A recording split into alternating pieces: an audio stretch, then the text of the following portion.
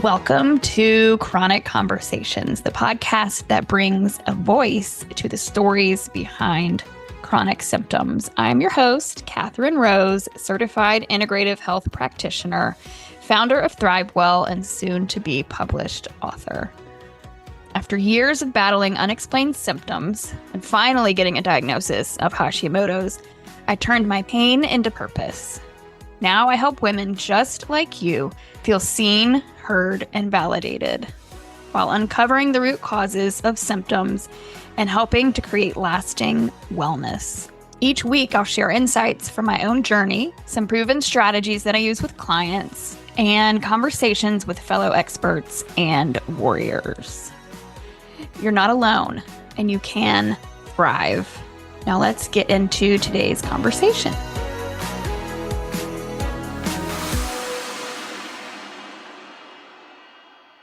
Hi, friend, and welcome back to Chronic Conversations. I am Katherine Rose, your host, and today we're diving into a topic that's getting a lot of buzz lately, and I get really fired up on.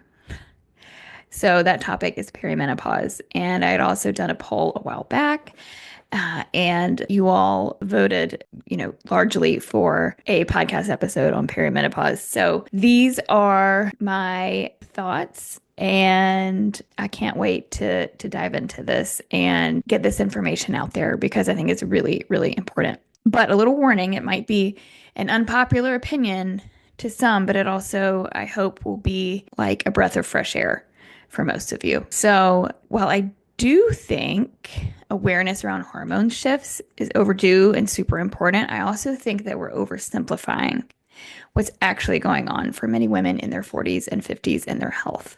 So if you've been handed the label of perimenopause and left with nothing but a supplement list and a shrug, then this episode is for you. So let's dive into something I call the perimenopause catch-all. Let's get real. If you're in your 40s and you're feeling off, like I think most of us are, and just fatigued, you're gaining weight, you're foggy, you're anxious, what's usually the first thing you hear? Oh, it's perimenopause. That's totally normal. That would be a common phrase I think most of us have heard. And yes, perimenopause, it is real. It's totally real. Your hormones are shifting. But what I'm seeing more and more in my work is that the term perimenopause is being used like a blanket diagnosis to cover a wide range of symptoms without digging into why they are happening. That is a really, really important part to me. This isn't just about hormones. It's about your thyroid, your liver, your gut, your stress levels, your unique biochemistry. And all of ours, we all have different bodies with different needs. And throwing everyone into the same hormone protocol or telling them to just take HRT, hormone replacement therapy, without getting to the root, that's like putting a Band-Aid on a leaky pipe. Now, just to go back to hormone replacement therapy real quick, totally a time and a place. I just threw that one out there because I feel like a lot of us are on hormone replacement therapy, and we might not all necessarily need to be on it before trying other things. And so the blanket diagnosis of perimenopause, it also reminds me of another overused diagnosis of IBS. I know we've probably all heard that one, irritable bowel syndrome. So IBS is just a cluster of symptoms of bloating, constipation, diarrhea, cramping, but it doesn't explain why they're happening, right? So you could have IBS from mold exposure, food sensitivities, low stomach acid, bacterial overgrowth, trauma and stress. Like the list could go on and on. Can you see where I'm going with this? Perimenopause is starting to become the IBS of midlife, a convenient label, but not a root cause solution. So what's actually happening? Let's say you're waking up tired, even after 8 hours of sleep, you're gaining weight despite clean eating, experiencing mood swings, anxiety, getting hot flashes, you're not sleeping well, you have irregular periods. Say all that's going on. Sure, like hormones are absolutely at play, but not just the ones that everyone is talking about. It's not always just a simple drop in estrogen or a dip in progesterone. Sometimes it's cortisol dysregulation from years of chronic stress. It's insulin resistance. that's quietly affecting your energy, your weight, and your mood, a sluggish liver that isn't clearing out excess hormones and other toxins properly, or thyroid imbalances that have been dismissed or missed completely for years. And the list could go on. These are all part of a hormone picture, but just not the one size fits all version most people are handed. And you're definitely not like a walking hormone chart. You are a whole person, and your symptoms deserve more than a one size fits all label. So, where do you start, right? If you're in this season and wondering, what now? Like, what am I supposed to do now? Here's how I guide my clients to work through it step by step. So the very first thing, it's your foundations. These are gonna sound so elementary, so like, yeah, right, Catherine, how are these things ever going to help me? But I promise you, you put them into place, make them habits, and are consistent with them. They become just like brushing your teeth. I promise. You start with the foundations and move on from there. You will notice a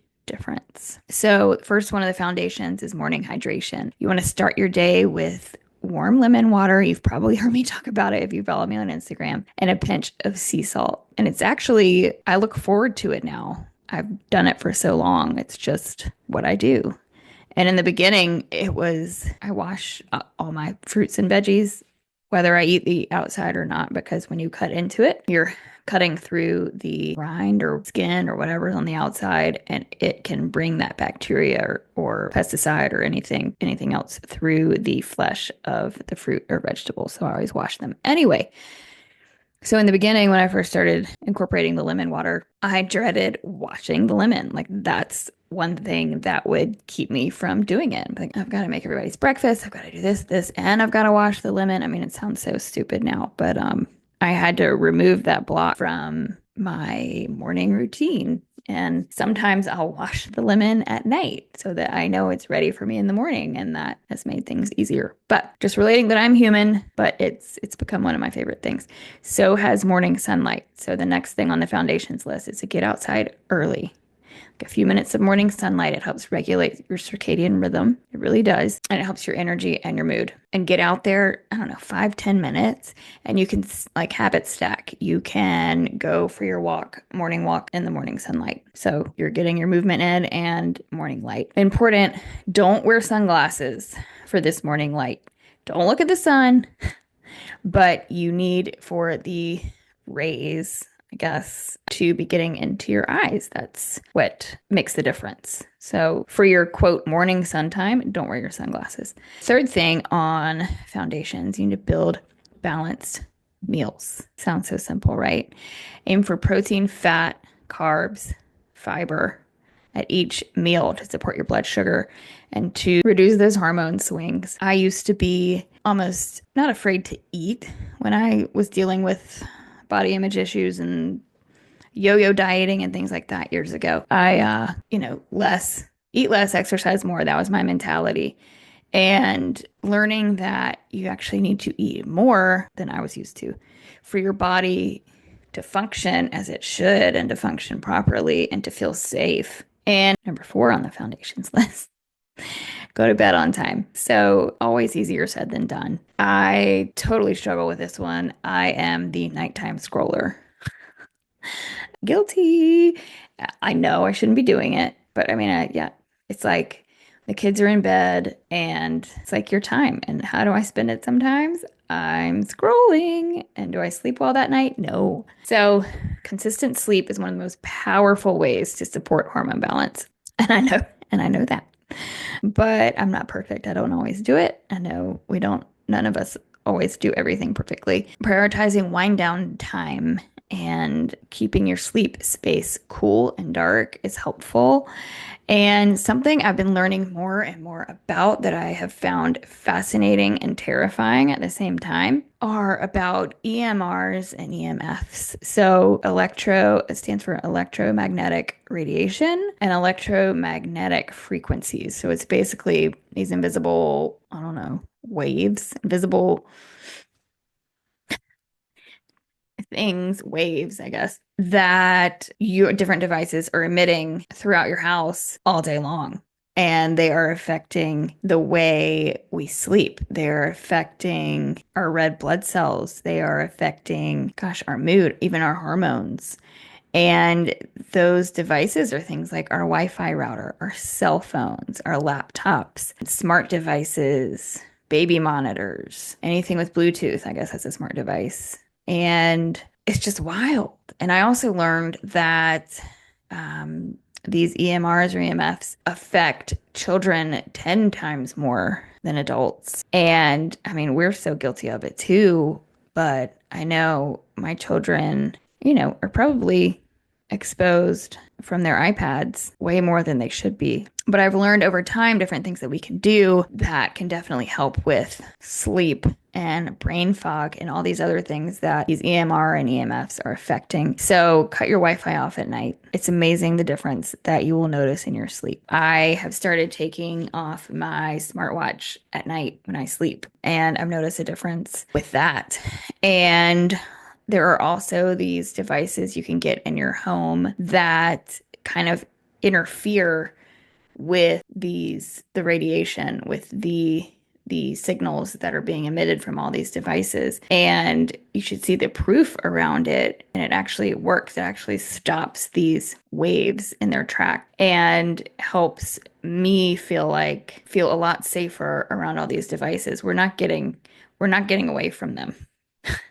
These EMRs and EMFs, like they're here to stay and they're probably only going to get worse. So it helps me sleep easier at night mentally, knowing that I am protected and my family's protected, but it also helps me sleep better physically because there's not all the vibration, if you will, of all the EMRs and EMFs from all of the electronics that we have in our house, including smart TVs. Like they are everywhere. And the next one in foundations, we've got to lower your total stress load. And when you hear that, it's kind of like, all right, Katherine, that's really easy to do. Not really. And I'm not just talking about like your mental stress load, but also we also have physical stress from undereating, overexercising, toxins, inflammation, infections.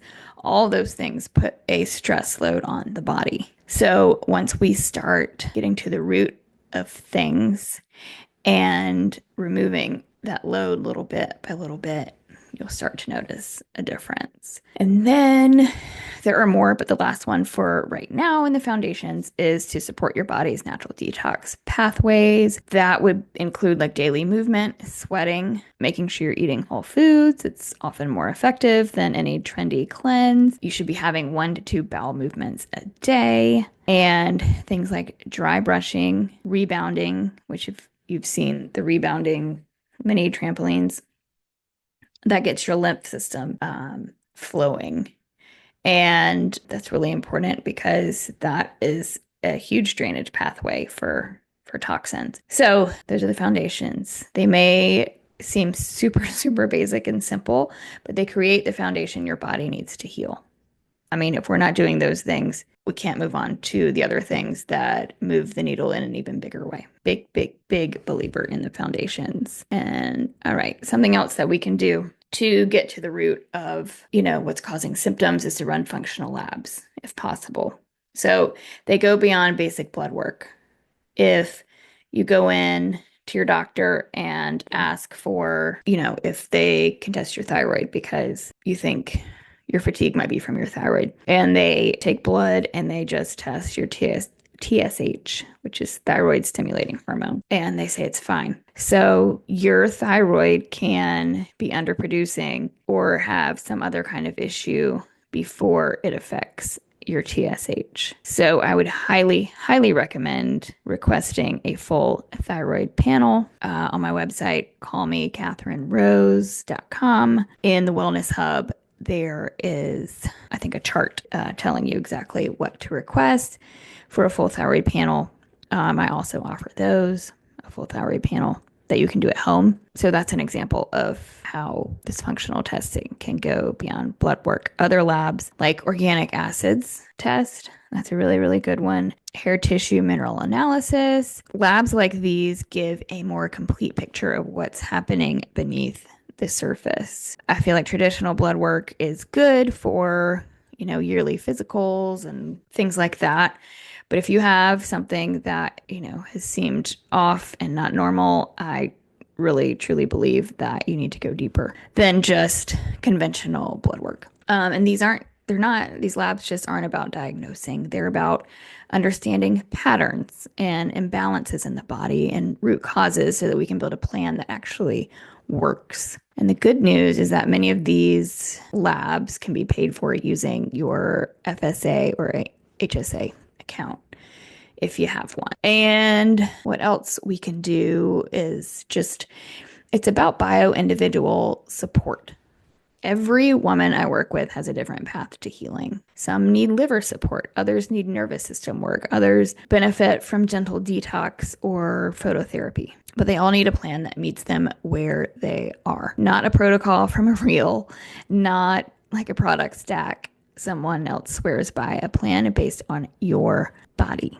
So if you're in this messy middle and feel like you've been lumped into perimenopause category without real answers, I see you. I promise you are not crazy. It is not all in your head, and you're definitely not alone. This is the work I do every day, helping women untangle their symptoms, understand what their bodies are really asking for, and build a plan that actually works for them. No one size fits all protocols, no guessing games, and no more throwing spaghetti at a wall to see what sticks. If you're nodding along and thinking, this is me, just know that I'm here. You definitely don't have to navigate this alone. I know it can be a lonely road. And feel free to head to Call Me Katherine, KATHERINE, Rose, ROSE.com to learn more, or just DM me Thrive, THRIVE on Instagram, and we will take it from there and reach out to you. So whether you're ready for support now or just starting to ask questions, consider this your reminder. You're allowed to take up space in your own